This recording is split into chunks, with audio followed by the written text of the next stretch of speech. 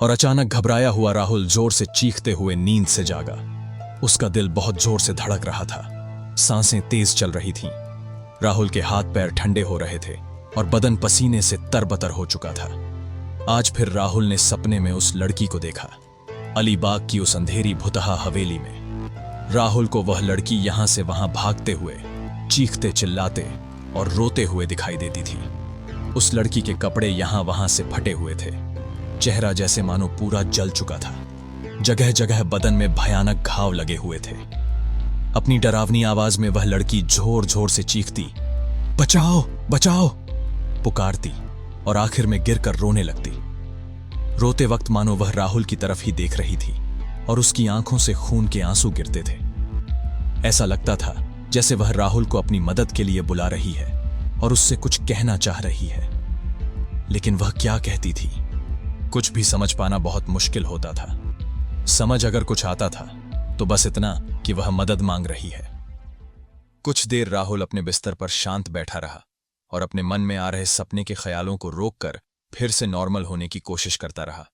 Breakfast करने के लिए राहुल जब डाइनिंग टेबल पर बैठा तो आज फिर उसे रोज की तरह देखकर पापा ने कहा, यह आखिर पिछले कुछ दिनों से तुम्हें हुआ क्या है? जब तुम्हें देखता हूं गुमसुम दिखाई देते हो, कुछ पूछता हूं तो बताते नहीं हो, अपने कमरे में अकेले बंद रहते हो। अगर कोई प्रॉब्लम है तो मुझे बताओ। राहुल, नहीं पापा, सब ठीक है, वह बस यूं ही। राहुल को ब्रेकफास्ट देते हुए उसकी मां बोली, अगर सब ठीक ही है तो आज तू अपना ब्रेकफास्ट खत्म करके ही उठेगा। और राहुल बिना कुछ बोले अपना ब्रेकफास्ट खाने लगा। खाते खाते उसे अपने दोस्तों के साथ 1 महीने पहले वाली अलीबाग की ट्रिप याद आने लगी और वह सोचने लगा कि बेहतर होता अगर वह उस ट्रिप में गया ही ना होता। 1 महीना पहले राहुल अपने दोस्तों के साथ अलीबाग घूमने आया हुआ था। रात के करीब 10 बजे थे। तीनों बाइक पर मस्ती करते हुए एक सुनसान एरिया में पहुंच गए, जहां उन्हें एक पुरानी सी खंडहर हवेली दिखी।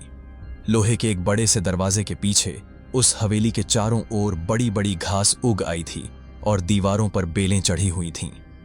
हवेली जगह जगह से टूटी फूटी थी और उसकी खिड़कियों में सिवाय अंधेरे के और कुछ नहीं दिख रहा था।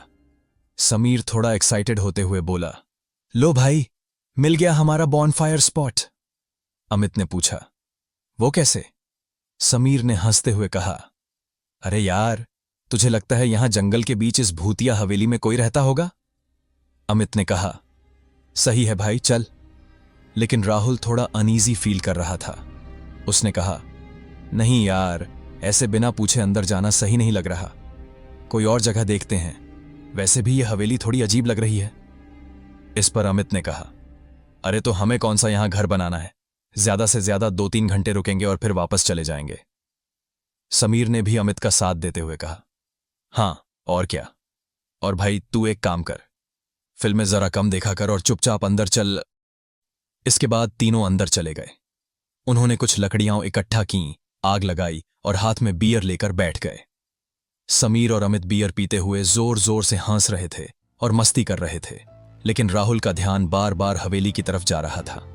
उस हवेली के अंधेरे में वो कुछ ढूंढने की कोशिश कर रहा था। उसे बार बार लग रहा था कि वहां कोई और भी है।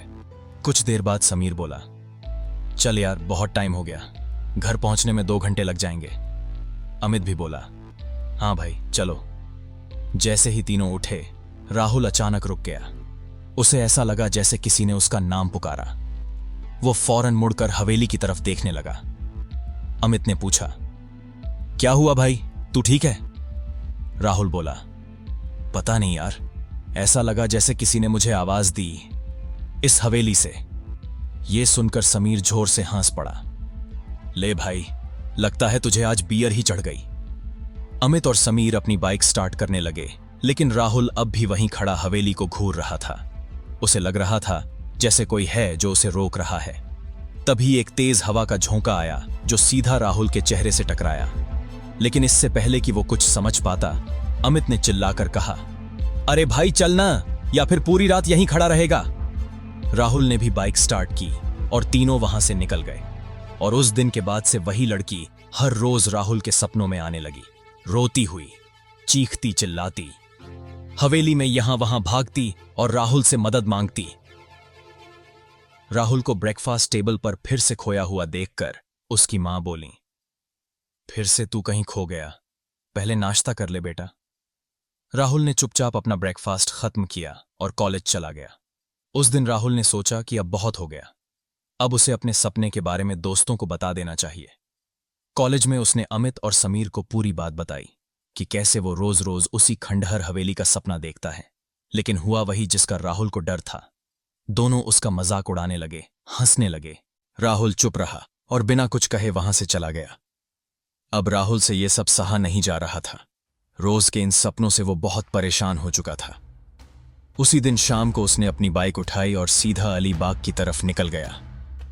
काफी देर रास्ता खोजते हुए, यहां वहां भटकते हुए, आखिर राहुल उस हवेली तक पहुंच ही गया। बाइक रोककर उसने सामने देखा, बिल्कुल वही हवेली जो वो रोज सपने में देखता था। राहुल को अजीब सी बेचैनी होने लगी। धीरे धीरे वो हवेली की तरफ बढ़ने लगा।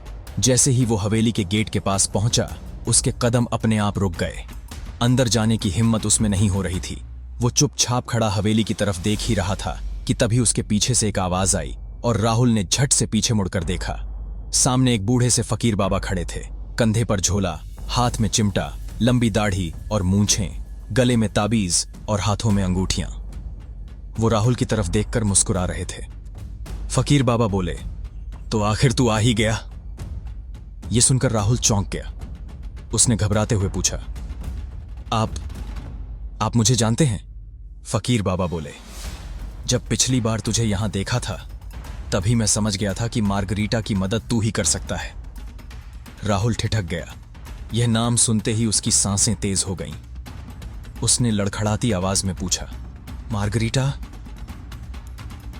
कौन मार्गरीटा? फकीर बाबा मुस्कुराते हुए बोले, वही लड़की जो तेरे सपनों में आती है और वही जो तुझे यहां तक लेकर आई है। यह सुनते ही राहुल के चेहरे की हवाइयां उड़ गईं। उसका शरीर सिहर उठा, रोंगटे खड़े हो गए। वह घबराकर सीधे फकीर बाबा के पास आया और टूटती आवाज में बोला, मुझे ये सपने क्यों आते हैं बाबा? कौन है ये मार्गरीटा जो हर रात मुझसे मदद मांगती है? कृपया कुछ तो बताइए, मुझे कुछ समझ नहीं आ रहा। पिछले 1 महीने से मैं क्या देख रहा हूं? फकीर बाबा हंसते हुए बोले, हाँ, घबरा मत बेटा, अब तू यहां तक आ ही गया है तो समझ ले, तेरे सारे सवालों के जवाब अब तुझे मिलेंगे, क्योंकि ये काम सिर्फ तुझे ही करना है। राहुल ने अविश्वास से उनकी आंखों में देखा और कहा, लेकिन मैं ही क्यों बाबा? आखिर मुझ में ऐसा क्या है? फकीर बाबा ने गंभीर होकर जवाब दिया, क्योंकि तेरा दिल साफ है, तू खुदा का नेक बंदा है। पिछले 15 सालों में कोई नहीं आया जो उसके दर्द को समझ सके, लेकिन तूने वो दर्द समझा। तू उसे महसूस कर पा रहा है, तू उसे सुन सकता है और तू ही उसे इस दर्द से आजाद करा सकता है। राहुल ने बेचैन होकर पूछा, अगर ऐसा है तो आप पहले मुझे बताइए कि ये मार्गरीटा आखिर है कौन और इसकी कहानी क्या है? क्या हुआ इसके साथ?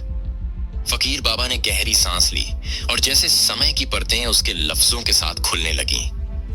उसने कहा, तो सुन, 15 साल पहले की बात है।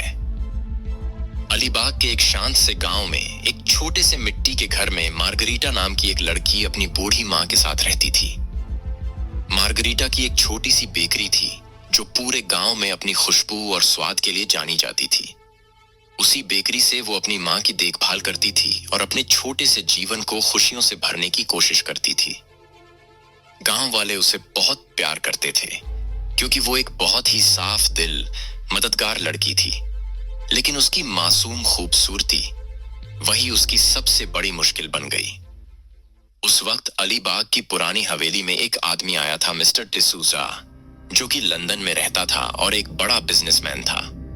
3 दिन पहले ही वो अपने पुराने बंगले में काम के सिलसिले में आया था और अगली सुबह उसे वापस लौट जाना था।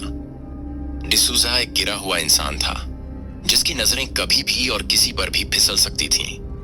और जब उसने पहली बार मार्गरीटा को देखा, वो वहीं ठिठक गया। उसे देखकर उसकी आंखों में एक शिकार की भूख तैरने लगी। अब जब उसे पता था कि कल सुबह वापस लंदन लौट जाना है, तो उसने आज ही अपने इरादे पूरे करने की ठानी। वो सीधा मार्गरीटा की बेकरी पर पहुंचा। दरवाजे की घंटी बजी।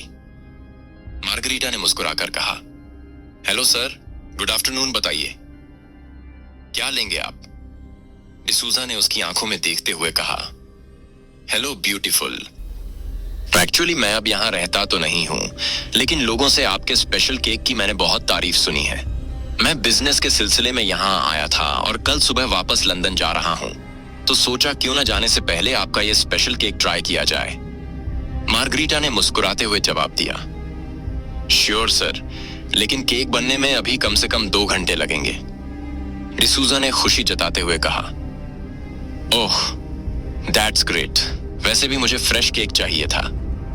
पास में ही मेरी हवेली है, ये उसका एड्रेस है, आप इसे वहीं डिलीवर कर देंगी तो मेहरबानी होगी।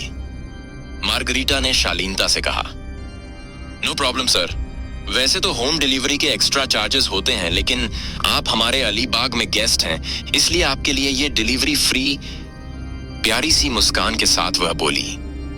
डिसूजा ने आभार जताते हुए कहा, ओह थैंक्स, मैं आपका इंतजार करूंगा, बाय। यह कहकर डिसूजा वहां से चला गया।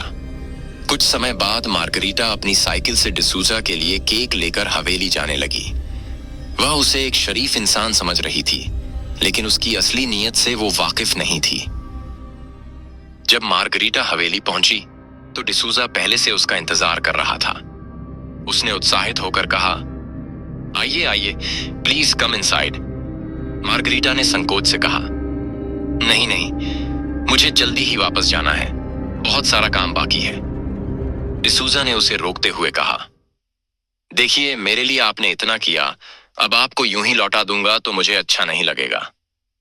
बार बार के आग्रह के बाद मार्गरीटा अंदर आ गई। उसके अंदर आते ही डिसूजा ने हवेली का दरवाजा बंद कर दिया और उसे भीतर की ओर ले गया। बड़ी बड़ी आंखों से हवेली को देखते हुए मार्गरीटा अंदर जा रही थी, लेकिन आगे जो होने वाला था उसकी उसने कल्पना भी नहीं की थी। हवेली देखने के बाद जब उसने केक देने के लिए अपना हाथ डिसूजा की ओर बढ़ाया तो उसने जोर से उसका हाथ पकड़ लिया।